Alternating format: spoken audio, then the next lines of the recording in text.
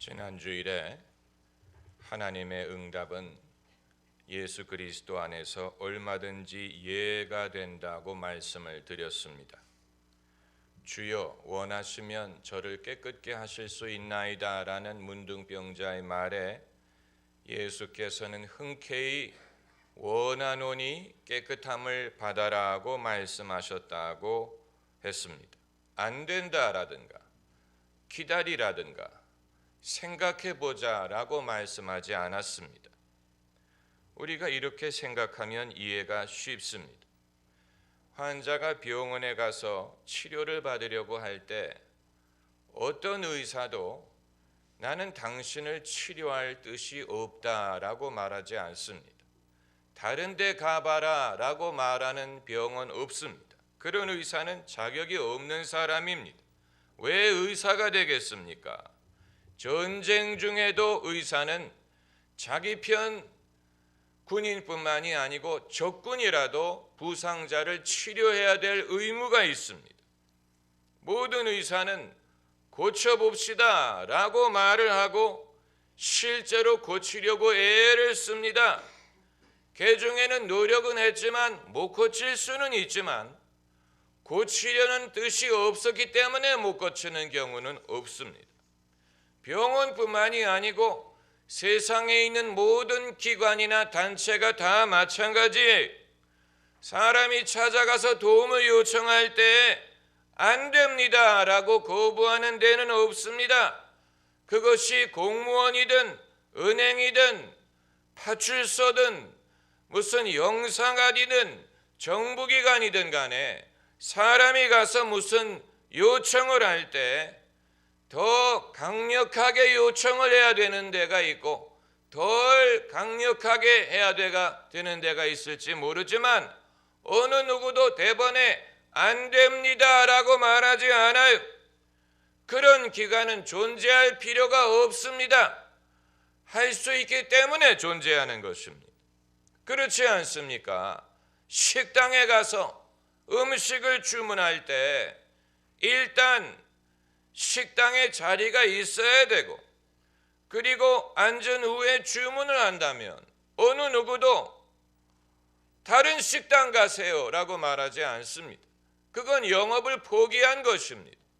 그리고 어느 누구도 내가 당신의 얼굴을 보아하니 당신에게 음식을 대접할 마음이 없어 라고 말하지 않습니다.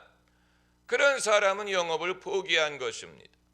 설사 주문한 것이 떨어졌을지라도 이 메뉴는 없지만 다른 것이 있습니다 라고 대답을 할 것입니다.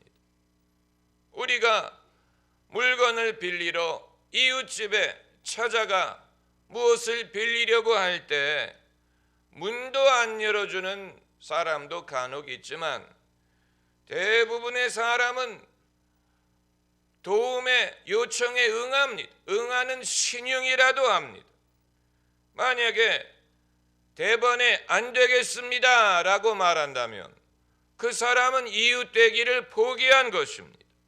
심지어 북한도 몇 년 전에 우리가 수해를 당했을 때 도와주겠다고 구호품을 보내지 않았습니까? 살다 보면 별의별 일이 생겨요. Why not? 사람은 서로 돕고 살게 돼 있습니다. 우리가 일본과 사이가 그렇게 좋지 않지만 몇 년 전 일본이 쓰나미 피해를 당했을 때 우리가 도움을 주지 않았습니까? 중요한 것은 사람끼리도 그러한데 하나님은 오죽하시겠습니까? 사람이 서로에게 어떻게 대해야 하는 것을 누구에게 배웠습니까? 주님이 그것을 가르치셨어요. 내 이웃을 내 몸과 같이 사랑하라. 누가 그 말씀을 하셨습니까? 주님이 하셨어요. 내가 대접받기 원하는 대로 남을 대접하라. 누가 그것을 가르치셨습니까? 주님이 가르치셨어요.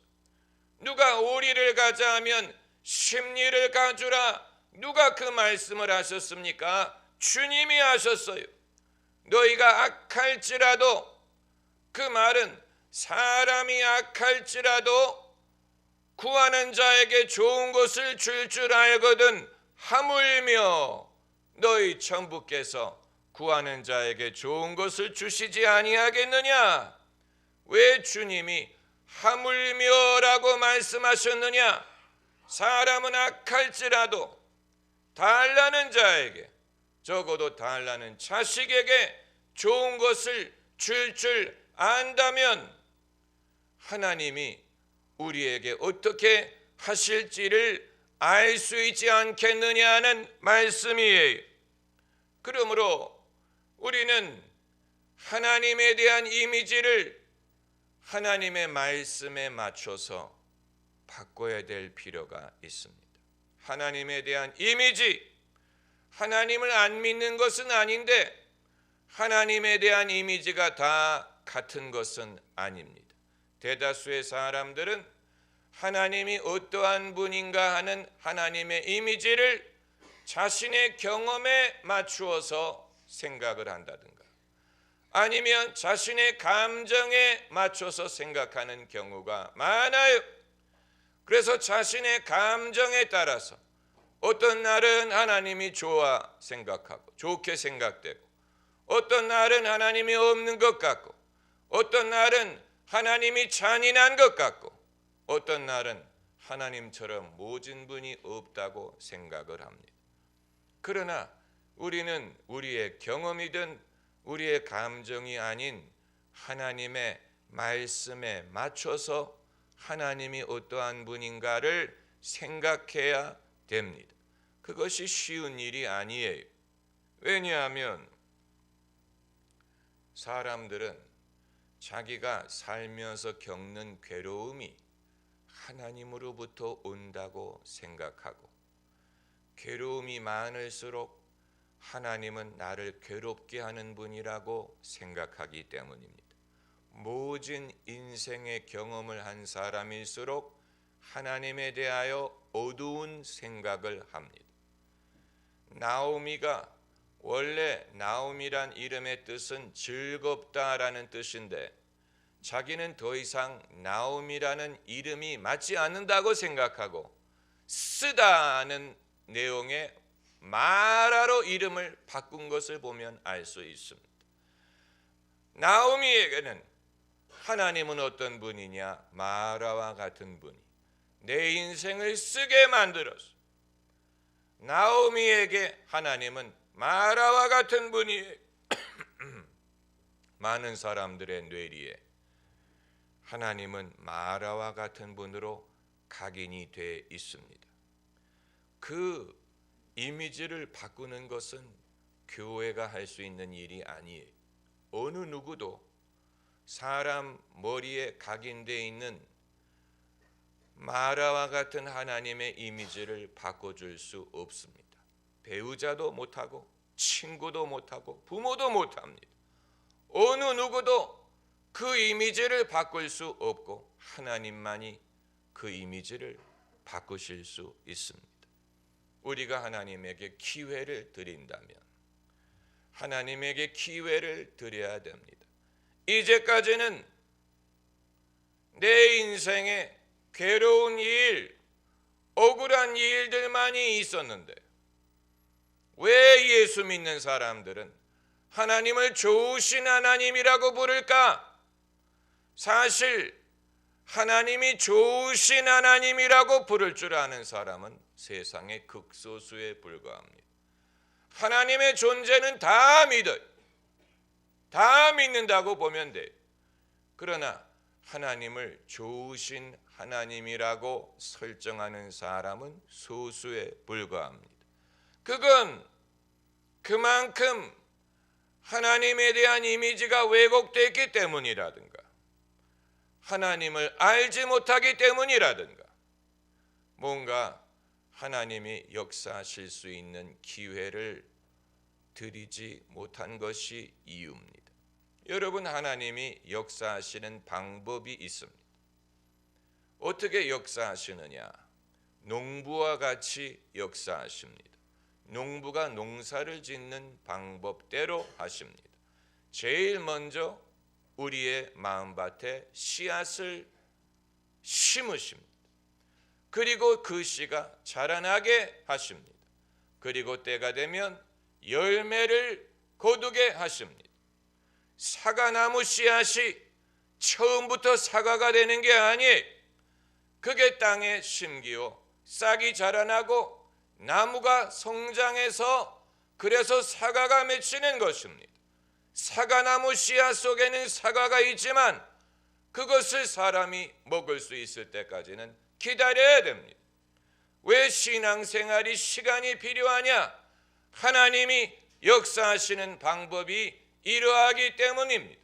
성경에 등장하는 모든 신앙의 인물들은 하나님을 그런 식으로 경험했습니다. 하나님이 제일 먼저 말씀을 주셔서 그 말씀을 사람이 듣고 믿게 하십니다. 아브라함이 하나님을 믿으니 이를 그의 의로 여기시느니라. 창세기 15장 말씀이 그 원리에 믿음은 주님의 말씀을 들음에서 납니다. 하나님은 말씀을 주셔서 우리가 그 말씀을 듣고 믿게 하십니다. 그리고 그 믿음이 자라나게 하십니다. 그래서 때가 되면 그 믿음이 열매를 나타내는 것입니다. 이것이 하나님이 역사하시는 방법이 아브라함에게도 그러하셨고 모세에게도 그러하셨고 다윗에게도 그러하셨고 모든 사람이 마찬가지예요.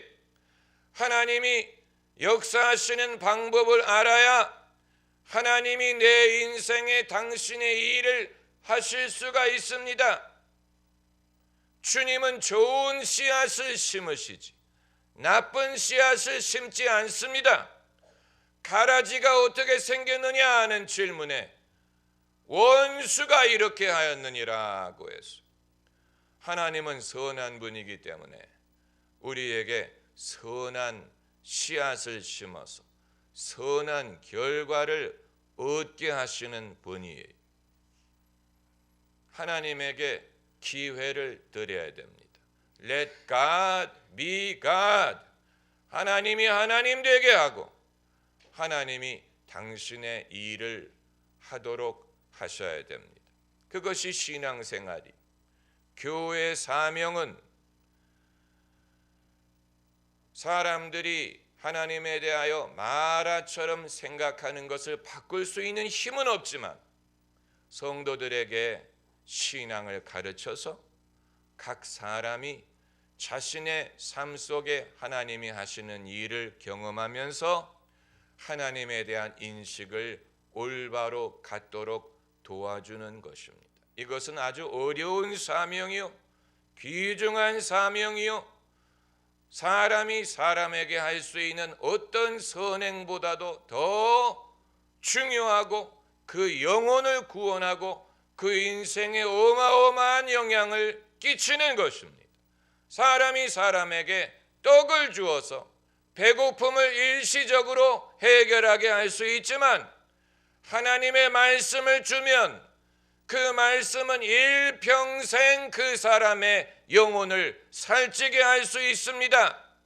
사람이 물에 빠진 사람을 건져내서 그날 위기로부터 구원할 수 있지만 그의 영혼을 구원하면 그 평생 하나님의 사랑을 알고 천국 시민으로 살게 할 수 있습니다.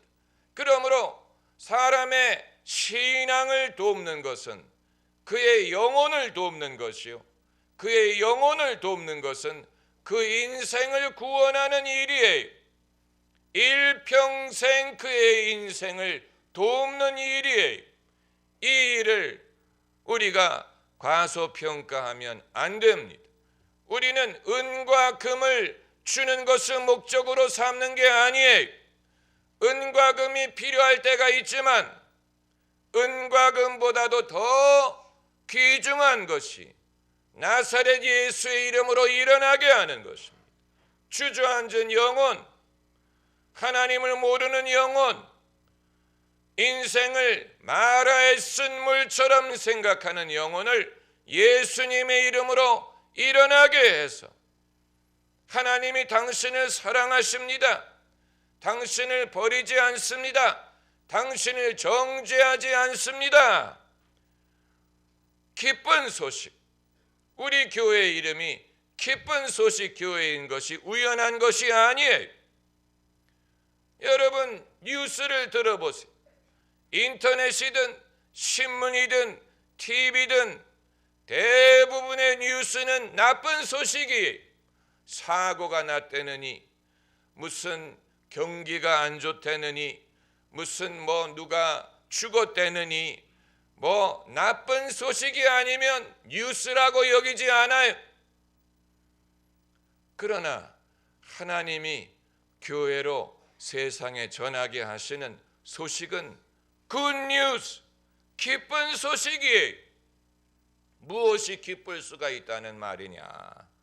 도대체 무엇이 나를 일평생 기쁜 소식으로 여길 수 있다는 얘기냐? 자녀가 좋은 대학에 합격하면 기쁜 소식이에요. 그러나 그 기쁨이 몇 년 가겠습니까? 또 돈을 많이 벌었어. 주가가 많이 올라서 돈을 벌었어. 기쁜 소식이에요. 그러나 그 기쁨이 얼마 동안 갑니까? 그러나 교회가 전하는 기쁜 소식은 한번 예수 믿고 잠시 기뻤다가 사라지는 것이 아니고 그 믿음은 여러분의 삶에 두고 유효합니다. 할렐루야. 아침에도 예수, 한낮에도 예수, 해질 때도 예수. 아침에도 믿음, 한낮에도 믿음, 해질 때도 믿음. 해 뜨는 데부터 해 지는 데까지 주님을 찬양해야 될 필요가 있는 이유는 그렇게 하지 아니하면 내 영혼이 언제 넘어질지 알 수 없기 때문이에요. 그렇게 하지 아니하면 내가 언제 실족하지 알 수 없습니다. 내가 언제 욥처럼 하나님이 없다라고 탄식하고 인생을 포기할지 알 수 없는 것입니다. 인간의 영혼은 항상 위험에 처해 있어요. 어린아이들만 물가에 있는 어린아이처럼 위험한 게 아니고 인간의 영혼은 항상 위기가 주변에 있습니다. 그를 넘어뜨릴 만한 일, 그를 포기하게 만들, 절망하게 만들 만한 일들이 사방에 있어. 세상에 죽을 일 쌓였구나 라고 해서. 그러므로 성경이 전하는 기쁜 소식은 해질 때도 예수, 오늘 같은 날, 비가 오는 날, 오늘 같은 날 항상 도움이 됩니다. 여러분, 하나님이 당신의 일을 하시도록 기회를 드려야 됩니다. 하나님이 당신의 일을 하시도록 기회를 드려야 됩니다. 왜 인간적으로 유능한 사람이 믿음을 경험하기가 어려우냐? 하나님께 기회를 드리기보다는 자기 손으로 하려고 하기 때문에, 자기 힘으로 할 수 있다고 생각하기 때문에 기다리려고 하지 않아요. 인내를 알지 못해 당장 이루지 못하면 조급하기 때문에 그런 것입니다. 또 그런 식으로 살아왔어요. 내 마음에 들도록 당장 이루지 않으면 초조합니다. 그렇기 때문에 하나님에게 기회를 드리지 못해. 아브라함이 하나님께 기회를 드리지 않았다면 이삭을 얻지 못했을 것입니다. 하나님께 기회를 드렸어요. 그게 몇 년이 걸리든 하나님이 말씀하신 것을 이루실 줄을 믿었어요. 그리고 그 말씀대로 이루어진 것입니다. 할렐루야. 이것이 믿음의 승리예요. 믿음의 승리. 믿음으로 승리하는 사람은 그 자체로서 승리한 것이, 인생에 승리한 것입니다. 예수께서 문둥병자에게 내가 원하노니 깨끗함을 받으라고 말씀하셨죠. 그 문둥병자가 예수님을 찾아온 이유는 예수님의 뜻만을 알기 위한 게 아니에요. 내가 원한다 라고 말씀하셨을 때 알았으니 됐어요 라고 돌아간 게 아닙니다. 깨끗함을 얻기 위하여 온 것이죠. 주님의 뜻을 알았으니 깨끗함을 받아야지. 그렇기 때문에 예수님도 내가 원하노니 깨끗함을 받아라 하고 말씀하신 것처럼 오늘 본문에서도 예수님이 베드로에게 뭐라고 말씀하셨냐면 깊은 곳에 가서 그물을 내려 고기를 잡아라고 하셨어요. 그물을 내리는 게 끝이 아니에요. 그물을 내리는 목적은 고기를 잡기 위한 것입니다.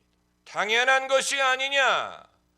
그러나 많은 사람들은 그물을 내리는 것만으로 만족할 수 있고 그물을 왜 내려야 되는지 모를 수 있고 분명한 목적 의식이 없이 맹목적으로 그물을 내릴 수도 있습니다. 군대에서는 맹목적인 순종을 가르칠지 모르지만 주님은 맹목적인 순종을 가르치시지 않습니다. 주님이 하시는 모든 일에는 분명한 목적이 있어요. 왜 이스라엘 백성을 애굽에서 나오게 하셨느냐? 가나안에 들어가게 하기 위한 것입니다. 가나안에 들어가게 하기 위한 게 아니면 애굽에서 나올 이유가 없습니다. 그걸 믿어야 돼요. 그러나 많은 사람들이 그걸 못 믿었죠. 그래서 광야에서 죽었습니다. 약속의 땅에 들어가지 못했습니다. 그건 주님의 잘못이 아니에요. 주님이 베드로에게 그물을 내리라고 명령하신 이유는 고기를 잡기 위한 것입니다. 당연하지요. 그러나 그걸 믿어야 됩니다. 왜 그물을 내리라고 하시느냐? 고기를 잡기 위한 것입니다. 그걸 알아야 됩니다. 그물을 내리라고 명하시는 분은 예수님이지만 고기를 잡는 것은 베드로의 몫입니다. 베드로가 순종을 함으로 고기를 잡게 해야 됩니다. 고기를 잡는 것을 경험을 해봐야 돼. 나는 믿으니까 됐다. 아니에요. 그 믿음의 혜택을 경험해봐야 됩니다. 믿음의 결과를 경험을 해봐야 왜 믿게 하셨는지, 왜 순종을 명하시는지 이해할 수 있을 게 아닙니까? 하나님이 어떤 목적을 갖고 계신지 알아야 될 게 아닙니까? 경험을 해봐야죠. 그물이 찢어지듯 많은 고기를 잡아봐야죠. 그물이 찢어지면 안 되지만 얼마나 많이 잡았으면 찢어졌다고 했겠습니까? 그러니까 전례가 없는 결과를 말하는 것입니다. 그 이전에 갈릴리에서 고기 잡는 사람들은 그렇게 많은 고기를 잡아본 적이 없기 때문에 그물이 그만큼의 그 무게를 지탱할 수 있도록 만들 필요가 없었어요. 전례가 없는 결과를 얻게 하셨다는 얘기. 이것은 순종의 결과를 말하는 것뿐만이 아니고 믿음의 열매를 말하는 것뿐만이 아니고 주님이 우리에게 무엇을 명하실 때 그 목적이 얼마나 분명한가를 지목하는 것입니다. 우리는 주도 면밀한 면이 있어야 됩니다. 그물을 내리게만 하고 고기를 잡지 못한다면 얼마나 손해예요. 사람이 결혼식을 올리고 첫날 밤을 지내지 못한다면 얼마나 손해겠습니까? 집을 짓고 그 집에서 못 산다면 얼마나 손해입니까? 예배당을 짓기는 했는데 그 예배당에서 설교를 해보지 못했다면 얼마나 손해입니까? 그건 사람의 실수에 의한 것입니다. 이스라엘이 애굽에서 나오기는 했는데 가나안 땅에 들어가지 못한 것을 누가 제일 한탄했느냐? 모세가 한탄하고 하나님이 한탄하셨어요. 하나님 탓을 하면 안 됩니다. 그런데 그물을 내려본 사람은 그 이후에 미래가 아득해 보이는 것을 경험했을 것입니다. 내가 주님의 말씀으로 믿고 순종을 했는데 순종할 때 이후에 무엇이 나를 기다리고 있는가가 눈에 안 보입니다. 그건 다른 어떤 방법으로 보장할 수 없습니다. 오직 믿음으로만이 알 수 있습니다. 만일 내가 그물을 내렸는데 아무것도 못 건졌다면 어떻게 될까? 우려하는 마음이 있습니다.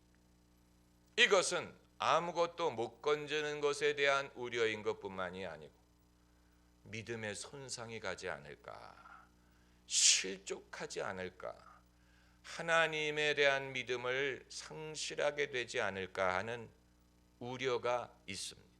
만일 그런 우려를 경험해 보지 못하셨다면 여러분은 믿음의 순종을 해본 적이 없다는 것입니다.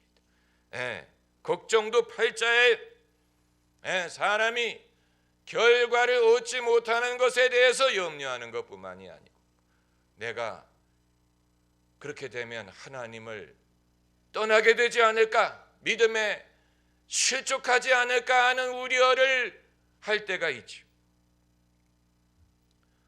그렇기 때문에 믿음의 순종은 배짱을 필요로 합니다. 배짱, 용감해야 돼, 담대해야 됩니다. 할렐루야. 강하고 담대하라고 하셨어요. 성경 어디에도 하나님이 사람이 너 너무 나댄다라고 말씀하신 적은 없지만 왜 이렇게 두려워하냐고 탓하신 적은 많습니다. 그물을 내린 다음에 무엇이 기다리고 있을까? 그건 주님의 신실하심을 믿어야 됩니다. 그물을 내리라고 하신 이유는 고기를 잡게 될 것이기 때문에 그것을 믿어야 됩니다. 믿음으로 그물을 내리세요. 그리고 그 다음의 일은 그때 가면 알게 될 것입니다. 할렐루야. 기도하십시다.